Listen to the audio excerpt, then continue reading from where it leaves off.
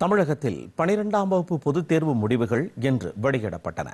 சென்னை அண்ணா நூற்றாண்டு நூலக அரங்கில் மாநில பள்ளி கல்வித்துறை அமைச்சர் அன்பில் மகேஷ் இந்த முடிவுகளை வெளியிட்டார்.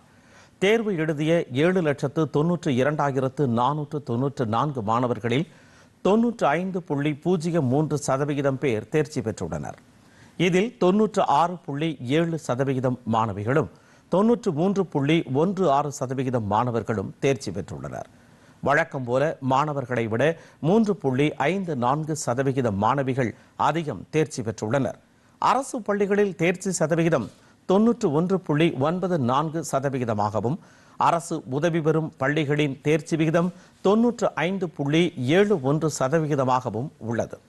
தமிழில் 135 பேரும், கணிதத்தில் 3022 பேரும், இயற்பியலில் 1125 பேரும், வேதியியலில் 3181 பேரும், உயிரியலில் 827 பேரும் 100க்கு 100 மதிப்பெண்கள் பெற்றுள்ளனர். அரியலூர் மாவட்டம் 98.82% தேர்ச்சியுடன் மாநிலத்திலேயே முதலிடம் பிடித்துள்ளது. ஈரோடு, திருப்பூர் மாவட்டங்கள் 2 மற்றும் 3ஆம் இடங்களை பிடித்துள்ளன.